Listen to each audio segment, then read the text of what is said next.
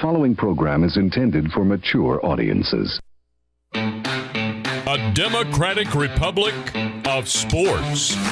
The Sportsocracy with ESPN Asheville hosts Tank Spencer and Jeremy Greene.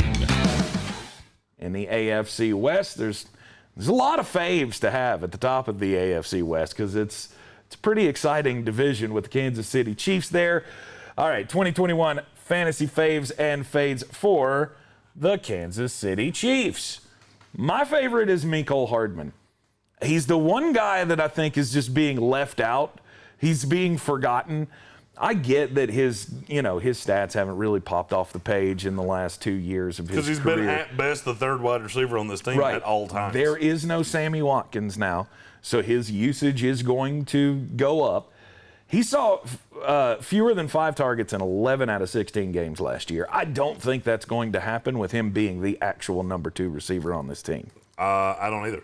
This offense is good enough to uphold 2 fantasy-relevant wide receivers, the number 1 tight end, and a running back that is fantasy-relevant, even though neither of us like him. Yeah. Hopefully, Andy Reid has learned over this offseason that things need to change with his workload. He only played 44% of the snaps last year. That's not going to happen again this year. And on those 44% of the snaps last year, he caught 5 touchdown passes. It wasn't bad. And he has great hands and blazing speed. I watched this kid at Georgia, and I've been in love with him and waiting for him to get his opportunity in the NFL. I think his opportunity is this year. This is the Mecole Hardman breakout year. Here's the one thing that I will say scares me about Mecole Hardman. Okay. I don't mind him. Here's the one thing that scares me. Last year, Travis Kelsey had 146 targets. Tyreek Hill had 134. Who was next on the team?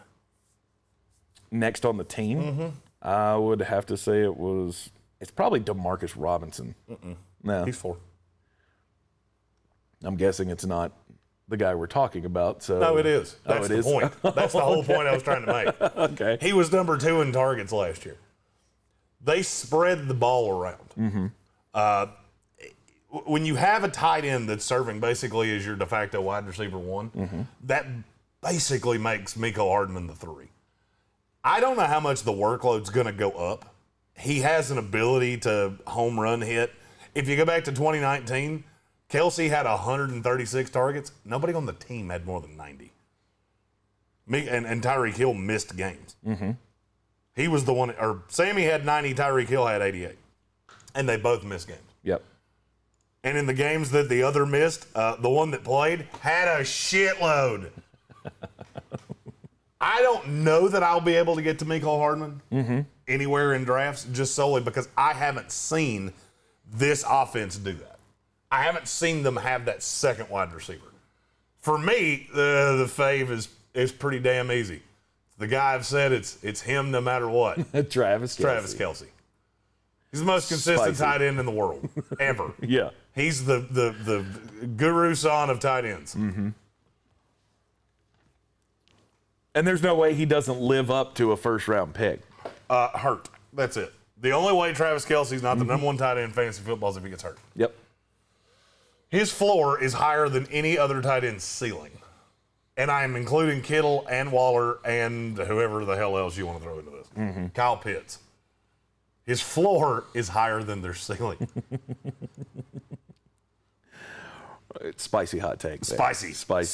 Just a spicy hot take there. There's not a whole lot not to like about the Kansas City Chiefs, except for their running back.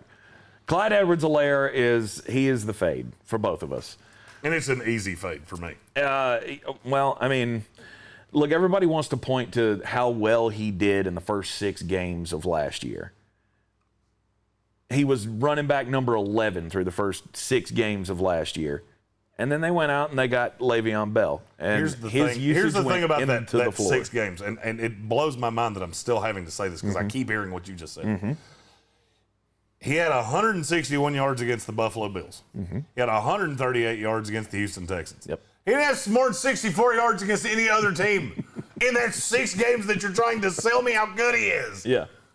He's not good. If you listen to our draft coverage 2 years ago, I told you this. I am avoiding him like he's on fire. I'm avoiding him like he has something that I will contract if I draft him. He's not a piece that I want. If you want him, you got to take him in the second round. Out. Done. There will be no path to me having any Clyde Edwards-Helaire anywhere. All right, let me ask you a question. Yeah. Where does he rank for you among running backs? We've said 100 times, every player has a value eventually. Yes. Where does he rank for you? Let me look here. So you're saying, where would I feel comfortable drafting him? Consensus has him about 15. I would say once you start to get down to the... Where's the line? Raheem Mostert round? I'd rather have Raheem Mostert. Like the 5th round? At that point, it would be, that's Still dumb. Still out. Really? I'm still out. Okay. If he's better than my 4th running back, I've done it wrong. I will let one of you fall on that landmine because he'll have 3 good games all year long. I am so just. I'm trying to come up with a path where I would take him. I'm looking at my rankings right now. He's consensus number 15. Yes.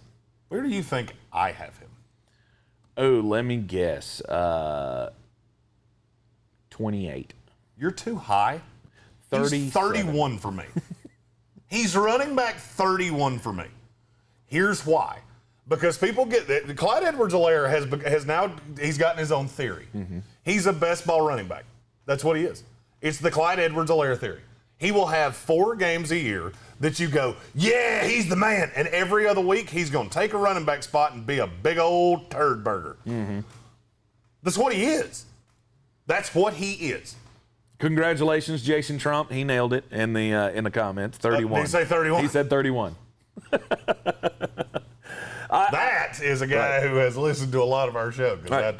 To me, I believe I've said that one time before. Right, to me, Clyde Edwards-Helaire does not belong in the first 4 rounds of a draft. I will say if there's some chance that everybody else is as down on him as I am and we get into the 5th round, then I'll go, yeah, that's probably a pretty good value for him right there.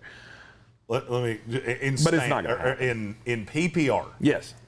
He's a much better PPR running back than he is standard. How many games did Clyde Edwards-Helaire have last year where he scored more than 15 points? Which 15's not all that good, by the way. 4. Yeah, it's 4. 4 of 13 did he have more than 15. And you had to play him every week because you invested such high draft capital in him. It's not good. It's just not good. Give me a running back, any running back that you think's in the tier of where he will be drafted. Somebody that people are really down on. Josh Jacobs. Damn it, that's not the one I thought you were going to say. So lots of people are down on Josh Jacobs. That's not who I thought you were going to say. And damn it, I opened another one. Swift.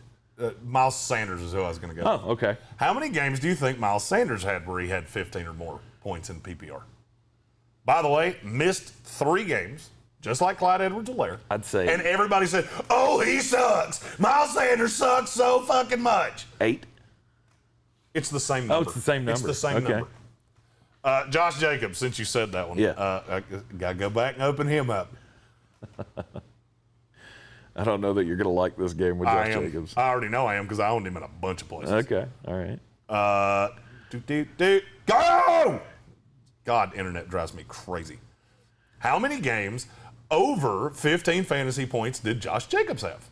4.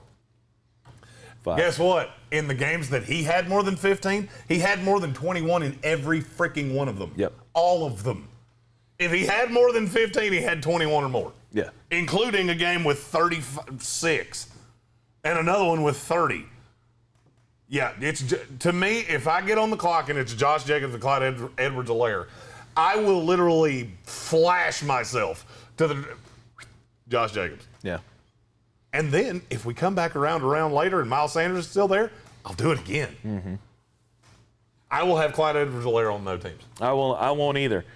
You look at the entire group that's around him in ADP.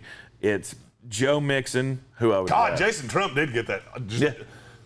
Did you see the second thing he said? No. Just in front of Zach Moss. Guess who my 32 is? Zach Moss.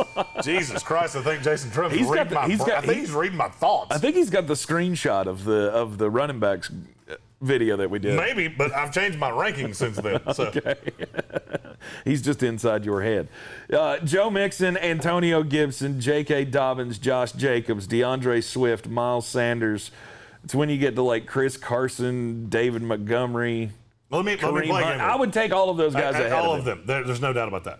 At least for the two of us. Yeah. If you want to fall on the Clyde Edwards-Helaire grenade, you have fun. I don't care. Oh, but there's no Damian Williams and there's no Le'Veon Bell. Le'Veon Bell had like 40 carries the entire time he was with the Kansas City Chiefs. Mm-hmm. And they do have running backs that they like. You might not like them, but they do. Let's play again. Okay. You can have Clyde Edwards-Helaire or the player I'm getting ready to that I'm getting ready to say. Okay. I want to know where your line is.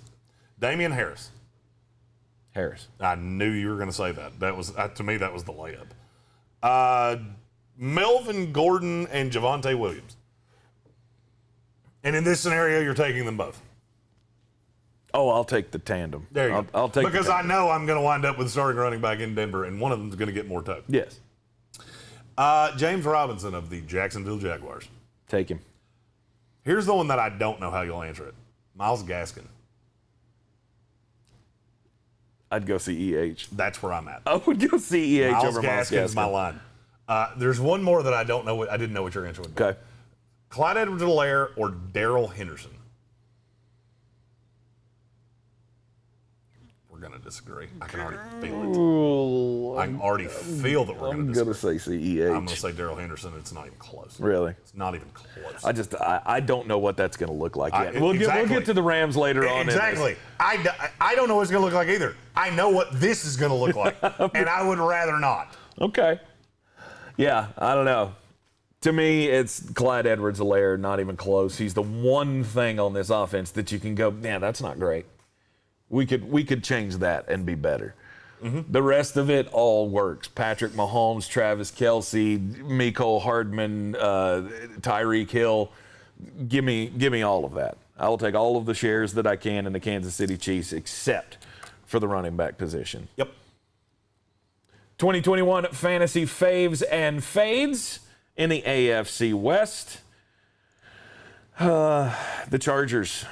It's the team that I fear that I've overblown so much this year. Superchargers. Hey, at least you went real spicy with your. I did. I went Travis Kelsey on this one with you. The Los Angeles Chargers. Austin Eckler. I have been a huge fan of Austin Eckler since Melvin Gordon was still in town. And I have been riding this horse, and I'm not going to get off of it. I understand that he missed 6 games last year with the quad injury. I don't care, because before that, he missed 2 games in 3 seasons. Mm-hmm. This guy he's not an injury-prone running back. He's getting a lot of that now because of the 6 games that he missed last year. Because that's what people do. It's the most recent thing that you've seen. Mm-hmm. He played 8 full games with Justin Herbert last year. This is the one thing that I love so much about Austin Eckler is his pass-catching ability. In 8 games last year with Justin Herbert, he saw 63 targets. Mm-hmm. If you extrapolated that out over a full season, that'd be 126 targets. Now, do I think he's going to get 126 targets? No, I do not. But he does a lot with every touch that he gets. And, oh, by the way, do you have any idea who his offensive coordinator is now? It's Joe Lombardi from the New Orleans Saints. I think he's done pretty well with pass-catching running backs. Alvin Kamara, remember him? Darren Sproles, you worked with him as well. I could very well see Austin Eckler being maybe not as good as Alvin Kamara at his highest point. But it's going to be close. Here's my problem. In my opinion. Here's my problem. Yep. Eckler played 10 games last year. Mm-hmm. How many games in PPR did he have more than 20 points? 2. 3. Okay. Now, look who you're having to – who would you take him ahead of? Who would I take him ahead of? What's your line? Obviously, you're not taking him ahead of McCaffrey, Dalvin Cook, Derrick Henry, Saquon Barkley, Alvin Kamara. Mm-mm. Jonathan Taylor. Mm-mm. What about Nick Chubb? No, I would take Chubb before him. Aaron Jones. He would be right ahead of him. I think my line's after that. I would take him. So he's right ahead of Aaron Jones for you. Yes. Okay. Here's my problem with that. Looking at Aaron Jones, and now look, I've said I don't look for necessarily. I don't disagree with you. First of all, before I say this, Okay. Aaron Jones in a straight dead split with Jamal Williams, he had the same number of 20-point games that Austin Eckler did. Now, granted, he only missed 2 games. Eckler missed 6, so that was in 4 more games. I just look at Jones and go, your floors are equivalent, and he has a high gear, the 42-point game against Detroit, the however many he had against Carolina, because it was a lot. Right. I don't see that out of Eckler. I don't think he's ever going to be that because he's never going to be given the carries between the tackles, and that makes me nervous. A guy I didn't ask you about, Ezekiel Elliott. Oh, I would take Zeke before Austin Eckler. Before Dak went down, the 5 full games that Zeke played with Dak Prescott, Zeke had 2 games that were 22 or higher. And the others were shootouts, and he didn't get the – one of them he had 22 carries, and he wasn't super effective. Right. And he had the fumbles. And then the other 2, he had 12 and 14 carries. I don't look for that to happen a lot. I would take Ezekiel Elliott over Austin Eckler. I would as well. You would take Zeke over Eckler? Yes. Now, that surprises me. I did not think that's what you were going to say. Yes, I would. I think Austin Eckler is at the back end of the top tier of running backs. I know you have smaller tiers than I do. Much. Yeah, because my Dalvin tiers Cook and Christian McCaffrey are in one by themselves. Right. But my tiers are essentially rounds, and I think if you're at the back half of the first round, you're dumb if you pass up on Austin Eckler. Here's where I get into a problem. I think that tier that you're talking about, it's the Aaron Jones. I have Zeke in the tier above them. But the Aaron Jones, Austin Eckler, Antonio Gibson, Joe Mixon, Najee Harris, J.K. Dobbins, I say all 6 of those guys the same way. If I take Travis Kelce in the first round, my objective is to wind up with 2 of the guys I just said. That's what I want to do. I want one of them in the second round, one of them in the third round. And what's usual, and Josh Jacobs is on the backside of that too. The thing that pushes Eckler above all those guys for me though is competition. All those other guys have competition. So does Eckler. Eckler does too. He has Justin competition. Jackson. No, Justin Jackson may not make this team. And Larry Roundtree. Larry Roundtree is going to get more tote than you think. Sure. He's going to be and see, that's the problem for me is that I can't take my number 1 running back be a guy that I'm damn near positive is going to get vultured at the goal line. Because yes, Eckler has these high gears and he can take, he's a PPR monster and he catches all these passes and he can take things to the house from 60 yards out. Yep. I get that. Yep. He also could be sitting at the 1-yard line and they bring in Larry Roundtree or Justin Jackson or the third running back whose name, Joshua Kelly. Swear to God, I'm gonna write that on this fucking table because I can't remember his name to save my life. Joshua Kelly. That's my fear with Eckler. That's why I would take all of those guys over him. Okay. Eckler's another guy that I probably won't have anywhere. The guy that I'm drunk on is Josh Palmer. Maybe the fact that I'm just buried in dynasty mode right now is swaying me. The kid from Tennessee.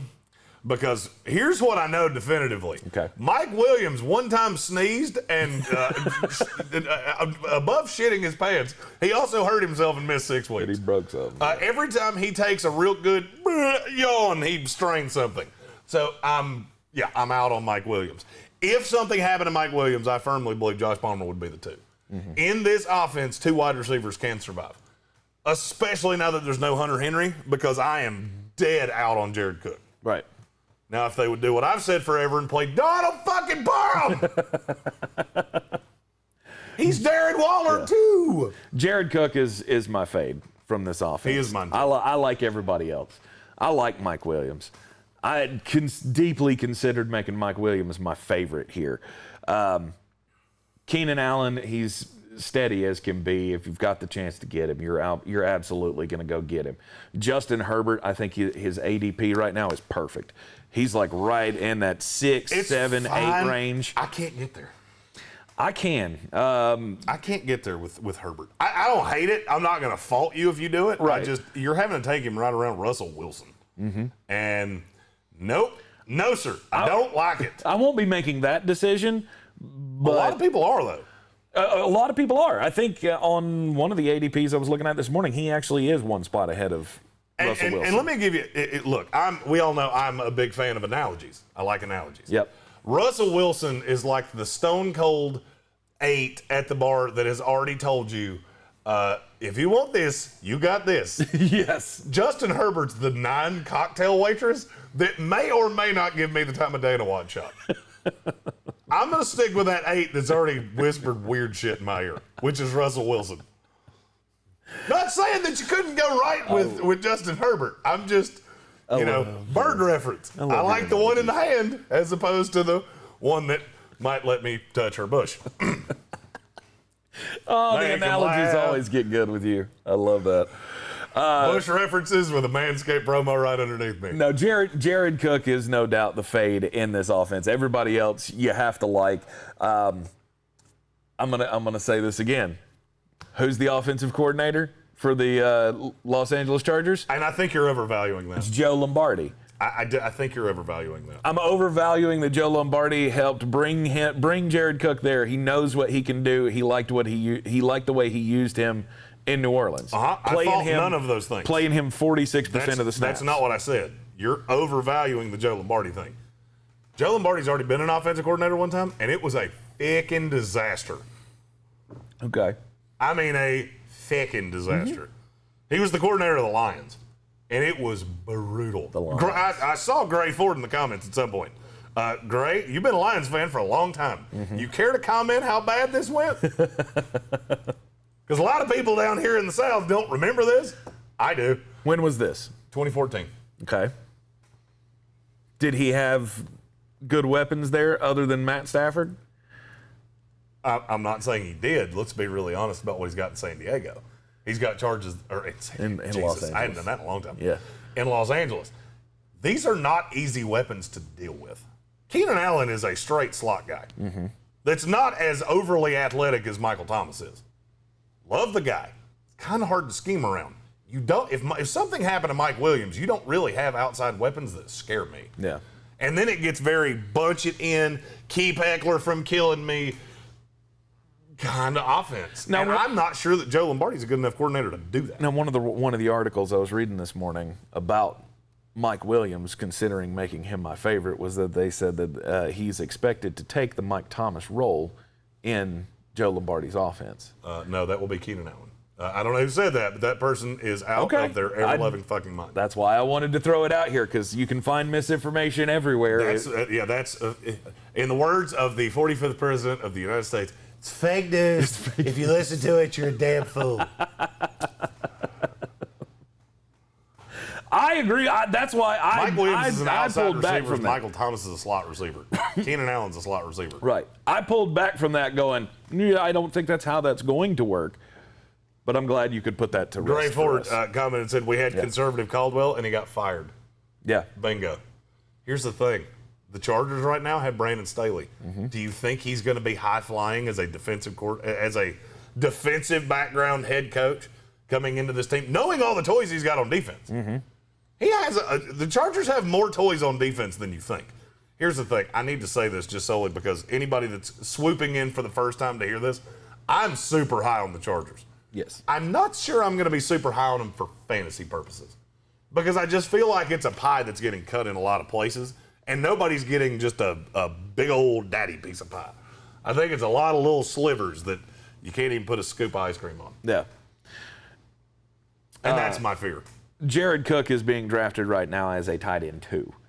And I think even that's too much. I'm gonna will this into existence. I'm gonna do it. Donald Parham. Donald Parham! He's 6'8" and can fly. He doesn't have the greatest hands I've ever seen in my life, but who gives a shit? How do you defend him? If I'm going to draft 2 tight ends, which I normally don't do, I would much rather take Zach Ertz, who's going after him, just on the chance of wherever he's going to end up. Do we still believe he's going to end up in Buffalo? Zach Ertz? Kinda. we have breaking news. Oh. Michael Thomas will miss the beginning of the 2021 season.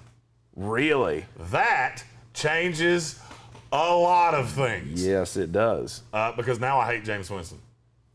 What's wrong Who's with he him? have to throw to? He had surgery to repair the ligaments in his ankle in June. Recommended recovery time is 4 months. Holy shit.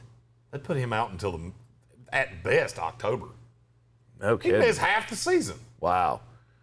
You still want to Do I stick with have that Michael whole Thomas in there? Oh, God. Well, now that becomes the big question of where would you take Michael Thomas? And I got news for you. Yeah. You let him fall to me in like the 10th round, thinking he's going to miss half the year. yeah. I buzzed myself and Yeah. Howard deemed myself at the same time. Yeah, that's going to be a strategy that Jeremy uses in more than one place. You mark my words. I think the buzzer and the scream is a bad omen for you. It's well, no, it's because I have big fat fingers and it's easy to hit that stupid button because I was aiming for the other one. okay. Now, will you allow me to take back the Saints over Falcons bet? Oh, come on! No, oh, wait. Let's ask Buffalo Bill what he thinks. No,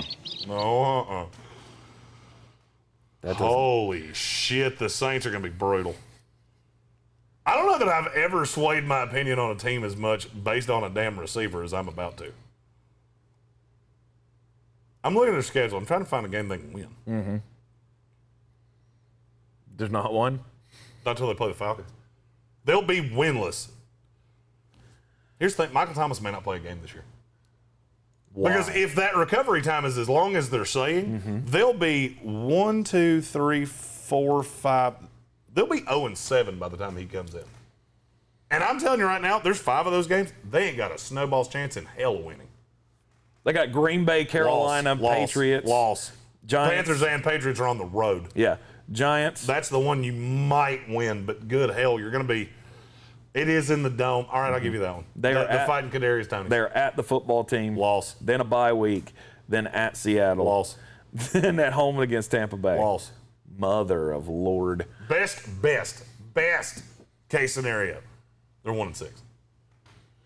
And I don't know that they bring Michael Thomas back into that. Does he want to at that point? I don't know. I don't know the answer to that. Thank you, Kevin Vick, for the breaking news. Good night. Well, that's great for the Carolina Panthers, and it's good for Jeremy's bet where he said that the Falcons will finish over the Saints. I guess I can go ahead and chalk that one up as a loss. Never doubt the Moulet. Damn, this year's starting off wonderful for me, isn't it? Well, I mean, most years finish wonderful, so this one started so bad, then it's only going to get worse. Talking 2021. By the end of this season, he may have ceded his spot to the doll. There's a doll sitting behind him. That might be my new partner by the end of this for fantasy football. 2021 fantasy football faves and fades. The Las Vegas Raiders. Here's a shocker of shockers for you, Jeremy. My favorite is Derrick Carr. You're not allowed. Nope, you're not allowed. You talk shit about him, you're not allowed on the bandwagon. I do. But here's the thing. Right now, his ADP is QB 25. Which is so stupid. The upside is so phenomenal. I mean, I will not be shocked if he finishes as quarterback 13, 14 this year. I would say that's probably best case scenario for him. And that chance is worth it for me. To take him where he finished last year? Where did he finish? Take a guess. 16. You're too low. He was 13. Okay. He was quarterback 13. And I'll be honest with you, I think that's probably his floor. That's the floor? Mm-hmm. Because that team's going to throw a lot. They will. I mean, they will test Henry Ruggs. Everybody has talked about how Henry Ruggs didn't have a great rookie season. Mm-hmm. He got overshadowed by Nelson Aguilar, of all people, in that offense. Who's more talented, Henry Ruggs or Nelson Aguilar? It's Henry Ruggs. By a lot. It's not. And if he's healthy, they're fine. Oh, he's healthy. Derrick Carr speaking the other day about Henry Ruggs, it was like he had found a new boyfriend. I mean, here's the thing. He came in He has looking, to stay healthy, though. Yeah. But he came in looking more muscular, looking trim, looking fast. He said Derek Carr said it looked like something had finally clicked in with Henry Ruggs. And so they're expecting big things this year. And when you got a guy like Henry Ruggs who can stretch the field, and you got one of the best deep ball passers in the league, I like the upside for a guy who's being drafted in the 16th round, 15th round, something like that. I'm all the way in. There's great value to me in Derek Carr. You're obviously not going to draft him as your number one quarterback. I'm not averse to it. I don't know that I really. Nope. I don't know I'm that not I would averse draft to him. it. What I said yesterday of one of my favorite builds is I take Kirk Cousins and back him up with Trey Lance and Justin Fields. I'm not averse to doing the same thing with Derek Carr. I think I like Cousins better, but I'm not averse to it with Derek Carr. I would not. I think he's a great choice for a backup. I wouldn't draft him as my QB1, but he is a QB2 that, to me, could have upside as a QB1. So there you go. I've finally said something nice about Derek Carr. Are you happy, And Raiders the Raiders fans? I, when you told me this morning, I thought I'd had a stroke. Your favorite? It's Josh Jacobs. Josh Jacobs is not all that close. Everybody's freaking out about the Kenyon Drake thing. Yep. Stop that. It's hard to stop that. See, Josh Jacobs is my fade because of the Kenyon Drake thing. Kenyon Drake coming in, they paid him money, and it wasn't grand money, but they paid him a pretty hefty salary, and they're pretty much the same guy statistics-wise, or were last year anyway. Statistics-wise, don't tell you the whole story. I understand. They're invested in Josh Jacobs. They are not invested in Kenyon Drake. It's a little amount of money. He's good. Kenyon Drake will be the spellback. Let me ask you a question. Josh Jacobs played 15 games last year. He averaged about 17 carries a game. Do you see a path that he doesn't do that this year? Is there a path where he does not average 17 carries a game this year? I don't think so. Okay. In standard last year, he was running back 8, and he missed a game.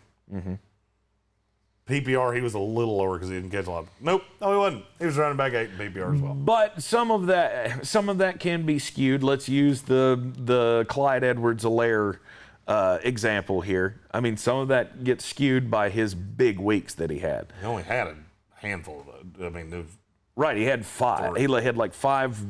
one really big. Yeah, the week 1 where he scored 3 touchdowns and let everybody go, oh, I got Josh Jacobs on a deal this year. And then, he was good to start 5 other weeks, about 5 other weeks. He was a startable running back in the 15 games that he played, all but 1, 2, 3, 4, 5, 6. So he had 9 startable games. He's a guy you're getting in the 3rd round right now. All the way in. I would just temper my expectations for those big boom weeks, knowing that it's already an up and down thing. Now you're adding another running back in here. There's always been another running back. That's always been a thing. Whether it was DeAndre Washington, Jalen Richard, there's always been another running back. That's never going to stop. But do you not? But now it's a name that you know. I think they're just going to run more. Now that you have Henry Ruggs that can take the top off the defense, you have Darren Waller that can do the same thing. It should open running lanes. That's hard to do with Nelson Aguilar and Hunter Renfroe. That's why they brought in Henry Ruggs. Yeah. So yeah, I'm all in on Jacobs. I'll have him everywhere. I got him in the 4th round about a week ago, and laughed all the way to the bank. He's my 3rd running back. All right, get Travis Kelsey in that league. Still pissed. He's again. This is another team where this is I'm high on Derek Carr for the value late in the draft. Darren Waller's obviously, got to be a target in the first 3 rounds if you're going with the I have to have a difference-making tight end strategy, which I have adopted and I think is a good way to go. But then Henry Ruggs is going too late. He's a great value. The other receivers, I won't have any pieces of except for in really deep leagues. Josh Jacobs is the one draftable guy that I can look at on this offense and go, there's a chance. There's a chance that the competition with Kenyon Drake might be too much. He may, he's already not used a lot in the passing game, but it might get worse for him. So he's the one fade that I have. Darren Waller should be your parachute in the third round. If you don't get Kelsey in the first and you don't get Kittle at the back end of the second, I'll be honest with you, I'd take Darren Waller ahead of Kittle, and that's just me. I would as well. Darren Waller's my 2.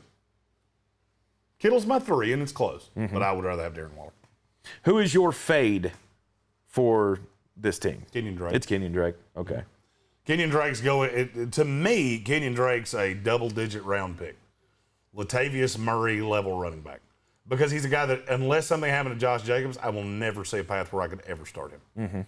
Because his passing down work, he's going to be a really poor man's Kareem Hunt. Where they call him the passing down back, he gets more carries than you think, but it's never enough to sustain. Because I don't think he's as good as Kareem Hunt. Right. I don't think the line is as good as the line in front of Kareem Hunt. So, to me, he's 60% of Kareem Hunt. You're having to take him, 3 rounds later? I'll pass.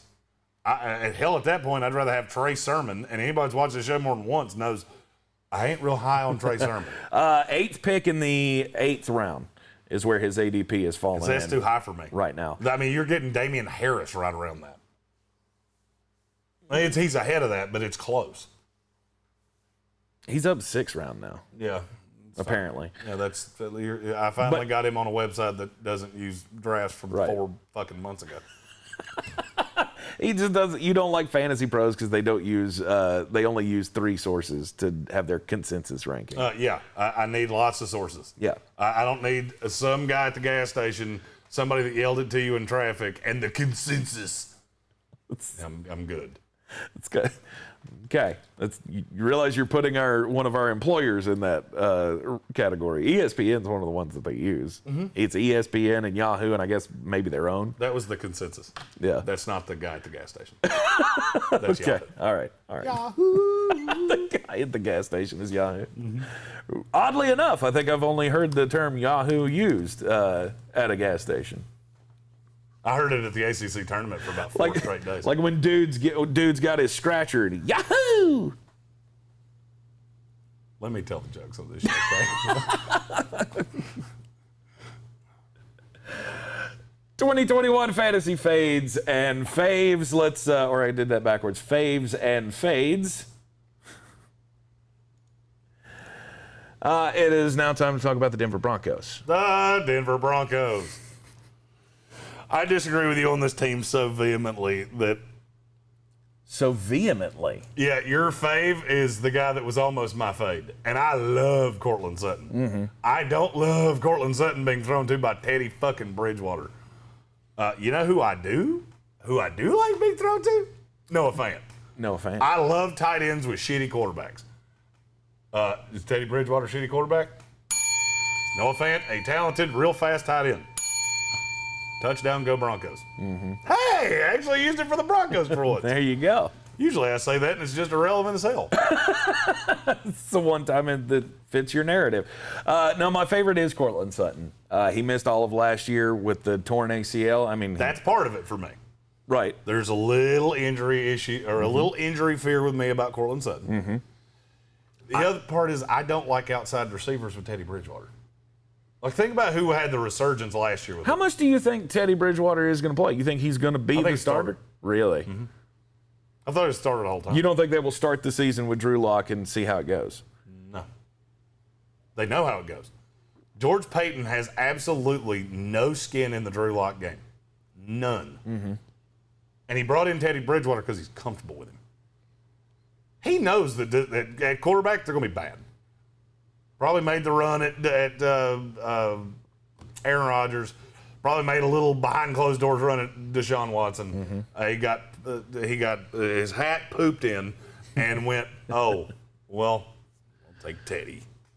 Damn it. Oh. But yeah, I think it's Teddy Bridgewater. I don't know. I think Teddy is there. Teddy's there as the fail-safe if Drew doesn't perform. I think they will give Drew the opportunity. I don't, because they've given him the opportunity and George Payton's seen it. It's one thing when it's a guy you drafted. It's another when you were inherited the guy. Very true.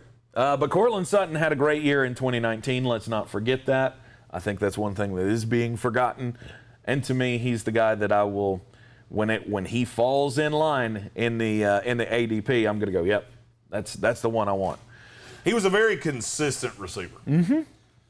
The thing that I will caution you about, a lot of his big games, in the good 2019 year, came against bad defenses. Mm-hmm. And when he played good defenses like the Bills and the Bears and Houston, who was a good defense at the time, and then Detroit and Vegas, who were middling to bad. Yeah.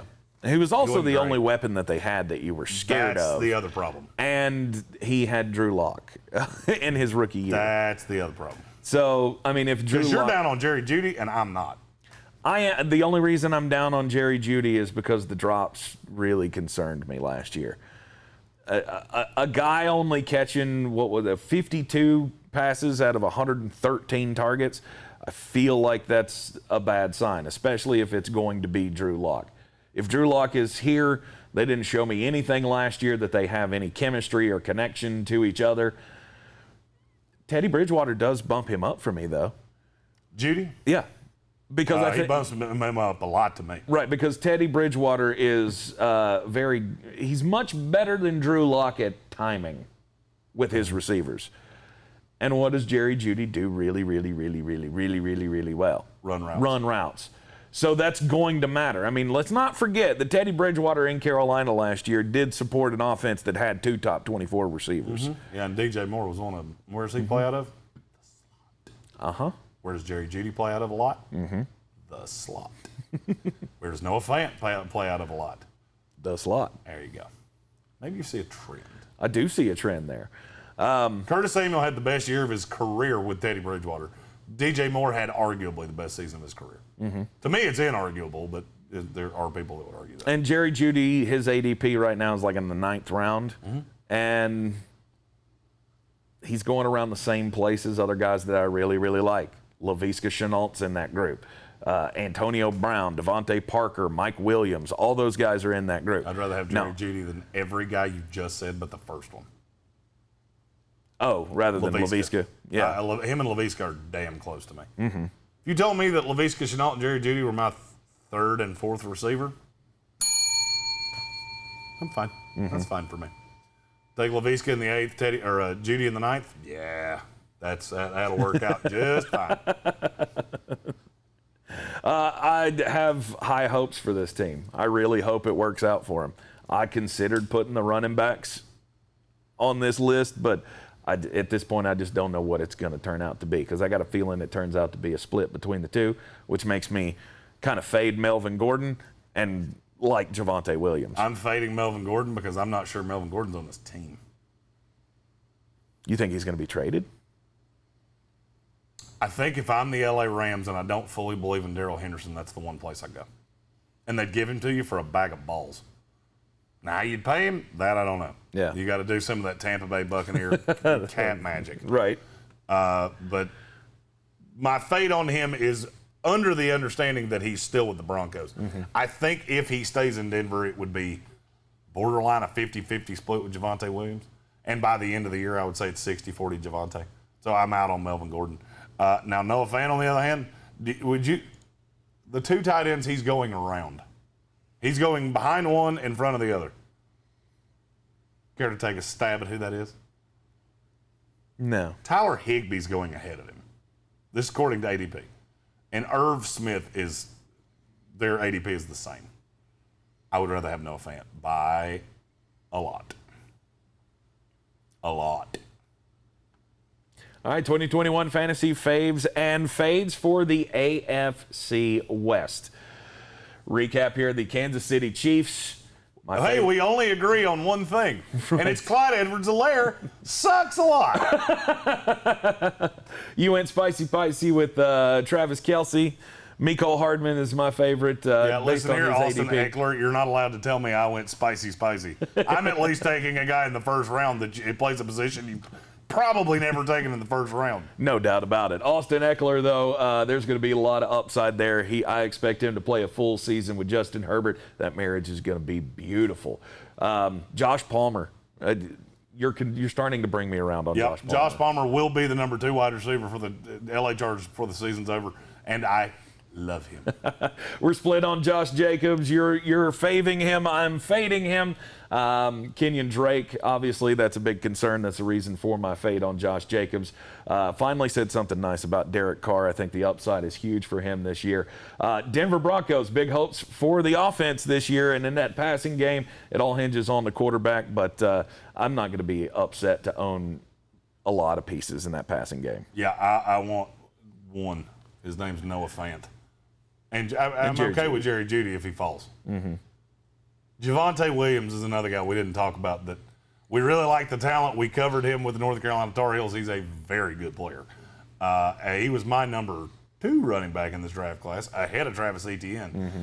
And I like the fit for him. I would just take him as a project, though. Expect him to start coming on later in the year. Yeah, he's one of those guys that you got to get to the point where he's the guy. Exactly. Let me tell you a little bit about the Lawnmower 4.0. You can get one today and save 20% on it at manscaped.com by using our promo code SPORTSOCRACY. Get 20% off of your purchase and free worldwide shipping. Join over 2 million men worldwide who trust Manscaped, and they are the world champions of men's below-the-waist grooming. It's the one trimmer that I will forever feel more comfortable using to try to spruce up my special parts. And it's got all the high-tech gadgets that you could ever want to make it and like I said, a very comfortable experience and not fear like you're going to bleed to death at the end of the experiment there. They've got the advanced skin-safe technology with the ceramic blade that helps guard you against those nicks and cuts. It's also got wireless charging. Comes with a USB cord. It's the first razor I've ever had that came with a USB cord. And they got a little flashlight as well, so you can hit those parts with precision. 20% off today at manscaped.com using the promo code SPORTSOCRACY, and, of course, free worldwide shipping as well. It's very cush for the bird in your bush.